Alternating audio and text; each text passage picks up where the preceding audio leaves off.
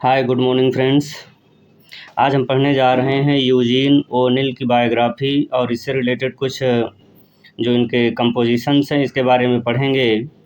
तो सबसे पहले हम ये जान लेते हैं कि यूजीन ओनिल का जो फुल नेम है, इनका यूजीन ओनिल का फुल नेम था यूजीन ग्लैडस्टोन ओनिल। और इनका जो टाइम पीरियड रहा है 1888 से लेकर के 1953 तक था। यूजीन ओनिल, इनका जन्म 16 अक्टूबर 1888 को न्यूयॉर्क सिटी यूएसए में हुआ था। अगर इनकी डेथ की बात करते हैं तो इनका जो डेथ हुआ था 27 नवंबर 1953 बोस्टन मैसाचुसेट्स अमेरिका में हुआ। तो इस प्रकार से इनका ये बर्थ डेट और फुल नेम है। फुल नेम इनका एग्ज़ाम पॉइंट ऑफ व्यू से बहुत अधिक रेलेवेंट है, इम्पोर्टेंट है। आगे इनकी देखते हैं अर्ली लाइफ के बारे में। इनकी अर्ली लाइफ अगर देखें, जो इनका प्रारंभिक जीवन था ये किस प्रकार से था। The son of Irish immigrant actor James O'Neill. ये जो यूजीन ओनिल थे ये जेम्स ओनिल के बेटे थे जो कि आयरिश से इमाइग्रेंट हुए थे। और इनका जो बचपन का टाइम था, had a troubled childhood the spent much time in the theatre. और इनका बचपन का समय एक वातावरण में बीता, एक थिएटर के वातावरण में बीता है। और studied at the Princeton University but was the expelled. और इनका जो एजुकेशन हुआ ये प्रिंसटन विश्वविद्यालय से इन्होंने पढ़ाई की, प्रिंसटन यूनिवर्सिटी से पढ़ाई की, बट वाज द एक्सपेल्ड, लेकिन ये वहाँ से निकाल दिए गए थे किसी कारणवश। अगर इनके ऑक्यूपेशन की बात करते हैं तो इनका व्यवसाय क्या था। ये यूजीन ओनिल थे, ये क्या करते थे। Worked as a sailor, gold prospector and various art jobs before becoming a writer. Eugene O'Neill writer बनने से पहले बहुत ढेर सारे इन्होंने वर्क किए हैं, जैसा कि एज अ सेलर इन्होंने नाविक के रूप में काम किया, गोल्ड प्रॉस्पेक्टर इन्होंने स्वर्ण खनिक के रूप में काम किया, एंड इन द वेरियस और job before the becoming a writer. और उन्हें बहुत ढेर सारे छोटे मोटे काम किए हैं लेखक बनने से पहले। इनका लिटरेरी कैरियर रहा है। लिटरेरी कैरियर के बारे में अगर हम देखें तो इनका लिटरेरी कैरियर में इनको कहा जाता था कि known as the father of modern American drama. इनको अमेरिकन ड्रामा के फादर के नाम से जाना जाता है, father of the modern American drama. और इन्होंने क्या इंट्रोड्यूस किया है, introduced the realism and the psychological depth into the American theatre. और इन्होंने अमेरिकन जो थिएटर थे, अमेरिकन जो रंगमंच स्टेज थे, उन्होंने कई रियलिज्म यानी यथार्थवाद and psychological depth into the American theatre और मनोवैज्ञानिक यानी कि साइकोलॉजिकल डेप्थ के रूप से इन्होंने कई गहराइयों में प्रवेश किया था। इस प्रकार से कुछ और चीज़ दिए हुए हैं। Associated with the Provincetown Players 1916। और अगर ये बात करें ये किससे इन्फ्लुएंस थे, इन्फ्लुएंस के बारे में बात करें तो ये ग्रीक ट्रेजेडी से इन्फ्लुएंस थे। ग्रीक ट्रेजेडी और Freud psychology and expressionism. Freud के साइकोलॉजी से और एक्सप्रेशनिज्म से ये बहुत अधिक प्रभावित थे, इन्फ्लुएंस थे। इनका मेजर लिटरेरी वर्क की बात करते हैं तो इनका मेजर लिटरेरी वर्क था बियॉन्ड द हॉरिजन 1920 में आया, जिसमें इनको फर्स्ट पुलित्जर प्राइज़ मिला था। और अन्ना क्रिस्टी 1922 में आया, इनमें इनको पुलित्जर प्राइज़ मिला। और स्ट्रेंज इंटरल्यूड 1928, इसमें भी ये पुलित्जर प्राइज़ के लिए नॉमिनेट हुए थे, अवार्ड मिला हुआ था। नेक्स्ट इम्पोर्टेंट है द आइसमैन कॉमेट 1946, जो 1946 में आया है। तो इस प्रकार से इनका ये कुछ मेजर वर्क था।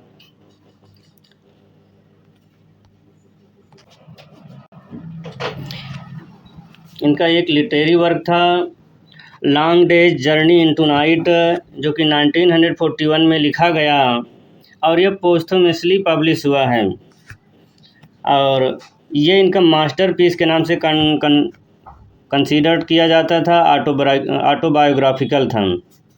नेक्स्ट है मॉर्निंग बिकम्स इलेक्ट्रा, यह एक इनका ग्रीक ट्रेजेडी था। मॉर्निंग बिकम्स इलेक्ट्रा जो कि 1931 में पब्लिश हुआ, और इस प्रकार से ये इनके कुछ मेजर वर्क थे। अब इसमें इनके अवार्ड देख लेते हैं। अवार्ड और जो अचीवमेंट थे, इन्होंने 4 टाइम पुलित्ज़र प्राइज़, इनको 4 टाइम पुलित्ज़र प्राइज़ से अवार्डेड किया गया था, नवाजा गया था।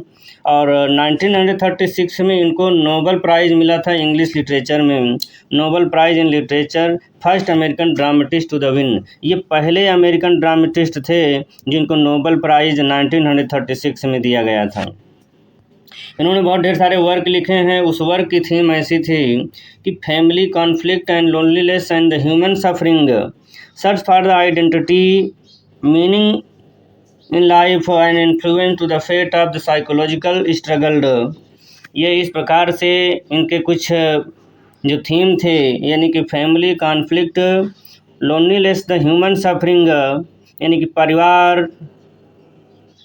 फैमिली कॉन्फ्लिक्ट, पारिवारिक संघर्ष, लोनलीनेस, अकेलापन, एंड ह्यूमन सफरिंग, मानवीय पीड़ा, यह इनके वर्क का थीम थे। और अगली थीम है कि search for identity and meaning in life, यानी कि पहचान और जीवन के अर्थ की खोज, इस प्रकार की भी इनके थीम रही हैं। और नेक्स्ट है influence the fate and influence of fate and psychological struggle, यानी कि नियत और मनोवैज्ञानिक संघर्षों की छाया। नेक्स्ट है, अगर इनके डेथ की देखें तो died in the 1953 from the complications of the neurological disorder. 1953 में एक तंत्रिका रोग से इनकी मृत्यु हो गई थी कि न्यूरोलॉजिकल डिसऑर्डर होता है जिसमें कि हमारे जो नर्वस सिस्टम है इनमें जो कमी आ जाती है, जिसकी वजह से इनकी डेथ हो गई थी न्यूरोलॉजिकल डिसऑर्डर से। और ये कहते थे, इनका एक वर्ड था यूजीन ओनिल का, इनका एक फेमस लास्ट वर्ड क्या था, बहुत इम्पोर्टेंट है, I knew it, born in A hotel room and died in A hotel room. ये कहा करते थे कि मैं जानता था कि होटल के कमरे में पैदा हुआ हूँ और होटल के कमरे में ही मरा। यूजीन ओनिल का जो लास्ट वर्ड था, फेमस लास्ट वर्ड था, ये कहते थे कि आई न्यू इट, मैं जानता था, होटल के कमरे में पैदा हुआ और होटल के कमरे में ही मर गया। इस प्रकार से ये इनकी शॉर्ट बायोग्राफी रही है। अब इसके हम वर्क के बारे में, इनके वर्क के बारे में पढ़ते हैं, देखते हैं अब इनके वर्क के बारे में आगे। यूजीन ओनिल के द्वारा लिखा गया एक वर्क द हेयरी ऐप की समरी हम पढ़ेंगे, जो कि ELT ग्रेड एग्ज़ाम के लिए बहुत अधिक रेलेवेंट है। आथर के बारे में हम पहले जान लिए हैं, बट थोड़ा इसमें कुछ देख लेते हैं कि आथर्स जो लेखक हैं यूजीन ओनिल, ये फर्स्ट परफॉर्म किया गया था द हेयरी ऐप 1922 में, और इसका जो फॉर्म है यह प्ले है और 8 सीन इसमें दिखाया गया है। आगे देखते हैं, अगर हम इसके कुछ इम्पोर्टेंट कैरेक्टर के बारे में देखें तो इसमें यांक एक कैरेक्टर हैं, मिल्ड्रेड, डगलस और लॉन्ग। तो इस प्रकार से कुछ कैरेक्टर्स हैं जिनके बारे में हम देख ले रहे हैं कि जो यांक है, यांक एक स्ट्रोकर था, फायरमैन ऑन शिप, यानी कि ये जहाज़ का एक फायरमैन था, और स्ट्रांग था, मस्कुलर था, proud of his physical power, यह बहुत अधिक स्ट्रांग था बलशाली था, मस्कुलर था and proud of his physical power, जिसे अपने जिसे अपने ताकत पर और अपने मेहनत पर गर्व है। यंग एक ऐसा पर्सन है, एक ऐसा व्यक्ति है जो कि एक शिप में काम कर रहा है और अपने आप को बहुत अधिक पावरफुल यानी कि बलशाली और मस्कुलर और अपने आप को ताकतवर और गर्व महसूस करता है। मिल्ड्रेड डगलस की बात करें तो Mildred Douglas daughter of wealthy steel magnet, ये एक अमीर उद्योगपति जो होते हैं, एक अमीर उद्योगपति की बेटी है। Daughter of A well church people हैं, क्राउड है एंड गोरिल्ला। इस प्रकार से ये कुछ इसके मेन कैरेक्टर्स हैं, young and Mildred Douglas long. अब इसके हम समरी पे चलते हैं। ये जो द हैरी ऐप है, इसकी क्या स्टोरी है, कुछ हम फैक्ट वाइज इसकी स्टोरी देखते हैं।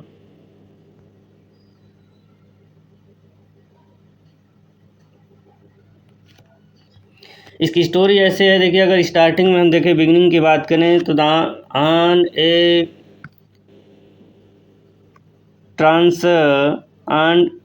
ट्रांसएटलांटिक लाइनर, ये अगर हम ये कहें कि Yank boast that he is the real power and that makes a ship and the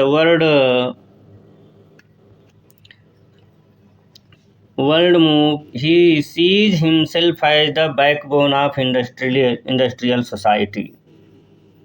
यहाँ ये बताया जा रहा है कि on A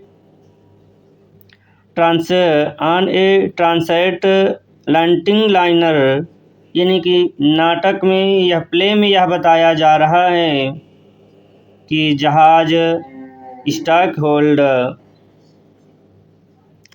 and the young boast that is the real power,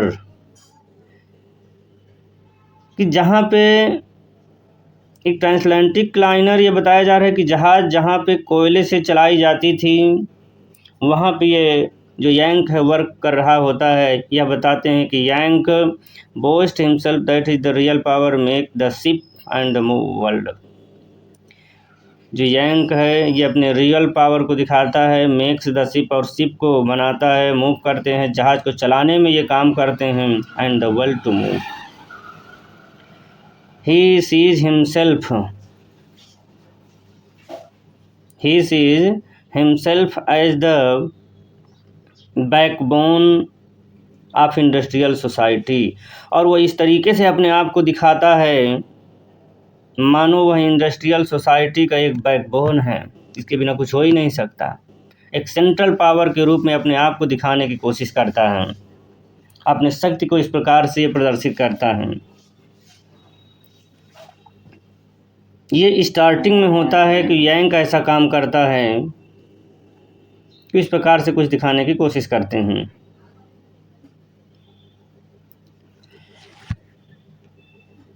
अगला कॉन्फ्लिक्ट होता है। कॉन्फ्लिक्ट किसके बीच में होता है कि when Mildred Douglas visit the stoke hole and sees Yank and covered in the coal dust, she cries out, she is filthy beast. वो जो लड़की होती है मिल्ड्रेड डगलस, जो कि एक मैनेजर की बेटी होती है, यह बताती है उस समय ये जो कॉन्फ्लिक्ट क्या चलता है इसके बीच में। जो मिल्ड्रेड डगलस है वो एक सैर पर जाती है, एक विजिट पर जाती है स्टॉक होल पर, और देखती क्या है, वहाँ पे काम करते हुए यंग को देखती है। Stoke hole and see the Yank covered in the coal dust, Yank को देखती है, यह देखती है कि उसकी जो बॉडी है covered in the coal dust, कोयले के डस्ट से उसकी पूरी बॉडी सनी हुई है, यानी ये कहें कि कोयले के डस्ट से उसकी पूरी बॉडी कवर है। ऐसा बताती हैं कि पूरी बॉडी उसकी गंदगी से भरी हुई है, कोयला लगा हुआ है, और यह बताते हैं कि सीज द क्राइसिस आउट, और वो चिल्लाती है, वह यह बताती है, क्या कहती है उसको, ही इज द फिल्दी बीस्ट, और वह यह बताना चाहती है कि किस प्रकार से ये उनका पशु जैसा रूप देखकर वो कहती है कि यह एक गंदा जानवर है। ऐसा मिल्ड्रेड डगलस बोलती है यांग को जब वो जहाज़ पर काम कर रहा होता है, जो कि कोयले से चलने वाली जहाज़ होती है, शिप चलती होती है। अगला क्राइसिस क्या होता है कि this remark the setter Yank's pride he begins to the question the identity and the place in society. यहाँ पे यांग प्रतिक्रिया करता है। यांग बताता है कि दिस रिमार्क द सेटर से यांग इज प्राइड, और ये बताते हैं कि मिल्ड्रेड की टिप्पणी से यांग का एकदम क्या हो जाता है, Yank is the pride remark the setter Yank the pride. This remark, यह जो रिमार्क है सेटर यांग्स प्राइड, यांग के गर्व का है, but he begin the question identity and the place in his society. उसका विश्वास जो था वो टूटा हुआ दिखाई देता है, लेकिन वह यह बताता है, यांग कहता है कि ही बिगिन टू क्वेश्चंस, अब वह समाज में अपनी आइडेंटिटी खोजने के लिए सोचता है कि he begin to question his identity and place in society, कि समाज में उसकी आइडेंटिटी क्या है, समाज में उसका प्लेस क्या है, ऐसा यांग सोचता है। ये मिल्ड्रेड डगलस के कहने के बाद, जब उनको मिल्ड्रेड डगलस बोलती है कि वह एक गंदा जानवर है, ही is the filthy beast.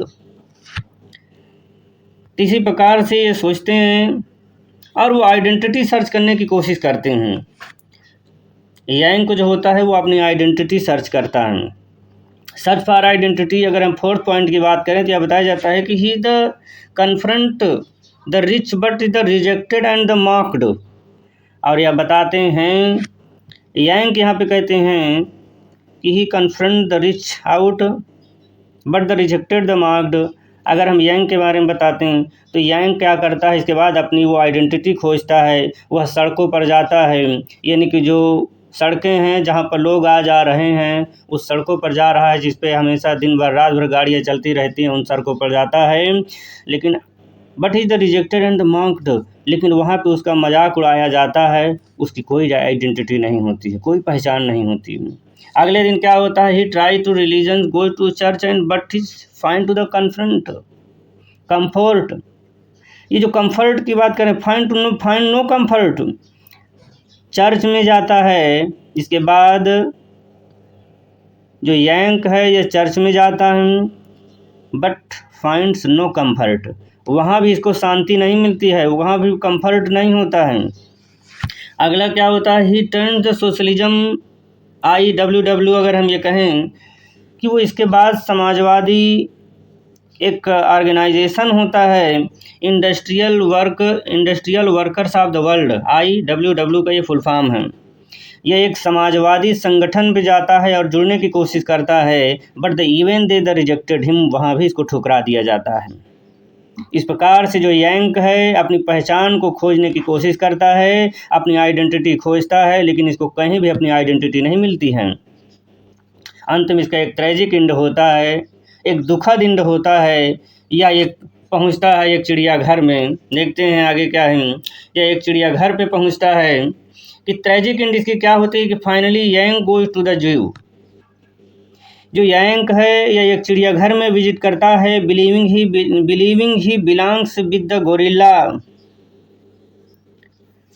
He is a symbol of primitive strength. या यांग एक चिड़ियाघर में पहुंचता है, वहाँ पे एक गोरिल्ला को देखता है, ऐप को देखता है, वही गोरिल्ला जिसके नाम पर इस चैप्टर का नाम पड़ा हुआ है, द हेयरी ऐप। यहाँ पे प्रिमिटिव स्ट्रेंथ के बारे में बताया जाए, जो गोरिल्ला की शक्ति के बारे में बताया जा रहा है, प्रिमिटिव स्ट्रेंथ के बारे में बताया जा रहा है, जो कि प्रिमिटिव स्ट्रेंथ का सिंबल है गोरिल्ला। और ये चिड़ियाघर पे जाता है, यांग गोज टू द जू, ये चिड़ियाघर पर जाता है, believing he the belongs with the gorilla, और वह यह सोचता है कि मैं तो गोरिल्ला से बिलोंग करता हूँ, गोरिल्ला की तरह लग रहा हूँ। He stays to the embrace the gorilla as the brother but the gorilla crushes him to death. He tries to the embrace the gorilla, और वह गोरिल्ला से दोस्ती करने के लिए सोचता है कि मैं गोरिल्ला से दोस्ती करूं, एज अ ब्रदर, एक भाई की तरह दोस्ती करूं। But the gorilla crosses him, but the gorilla crosses him. Tragic, सबसे बड़ा ट्रेजिक एंड यहाँ पे उसका हो जाता है यांग का। होता क्या है यहाँ पे, घटना क्या घटती है, यांग चिड़ियाघर पर गया, गोरिल्ला से दोस्ती करने की सोचा। वह सोच रहा है मैं तो गोरिल्ला की तरह बिलोंग करता हूँ, क्योंकि उसके बॉडी पर कोयला लगा हुआ है, जानवरों की तरह दिखाई दे रहा है। गोरिल्ला से दोस्ती करने की कोशिश करता है, लेकिन होता क्या है, but the gorilla crushes him to death. Gorilla उसको पकड़ता है और पकड़कर उसको मार डालता है। इस प्रकार से यांग की एक ट्रेजिक एंड हो जाती है, यांग की सारी कहानी यही ख़त्म हो जाती है। तो इस प्रकार से ये द हेरी ऐप की कुछ स्टोरी रही है। अगर इसके हम थीम की बात करते हैं तो इसका थीम क्या है, अगर इस द हेरी ऐप में पढ़ें तो इसके कुछ थीम हैं, जैसे alienation of the working class. Alienation of the working class in the modern industrial society, यानी कि alienation of the working class, मजदूर वर्ग की बेगानगी। आधुनिक औद्योगिक समाज में जो मजदूर वर्ग होता है उसकी किस प्रकार से एलियनाइजेशन होता है, एक बेगानगी होती है कि उसकी कोई आइडेंटिटी नहीं होती है, केवल मजदूर रह जाता है। आइडेंटिटी क्राइसिस है। अगर अगली थीम की बात करें तो आइडेंटिटी क्राइसिस यानी कि पहचान और आत्मसम्मान की तलाश होती है, जो कि इस दुनिया में उनकी कुछ नहीं होती है। नेक्स्ट थीम है labour versus capital. Labour versus capital यानी कि श्रम और पूंजीवादियों के बीच एक संघर्ष होता है, एक कॉन्फ्लिक्ट होता है, conflict between the workers and rich. Next है डिह्यूमनाइजेशन। पशु का जो रूपांतरण होता है, पशु सा जो रूपांतरण है, मानव का पशु जैसा रूपांतरण, यानी कि dehumanization the industrialization reduce man to the beast like existence. औद्योगिकरण से मानव का पशु जैसा रूपांतरण हो जा रहा है। इस प्रकार से इस प्ले की एक ट्रेजिक एंड होती है, जिसमें यंग और मिल्ड्रेड डगलस इस प्रकार से इनकी आइडेंटिटी खोजते हुए, एक मिल्ड्रेड डगलस इनको एक जानवर का कह करके पुकारती हैं, या ये कहें कि वो जानवर सा कहती हैं, जिससे वो अपनी आइडेंटिटी खोजने में निकलता है। बट होता क्या है, एक ट्रेजिक एंड। इस प्रकार से इस प्ले का एंड हो जाता है। तो आई होप आप लोगों को समझ में आया होगा। Thank for listening, God bless you.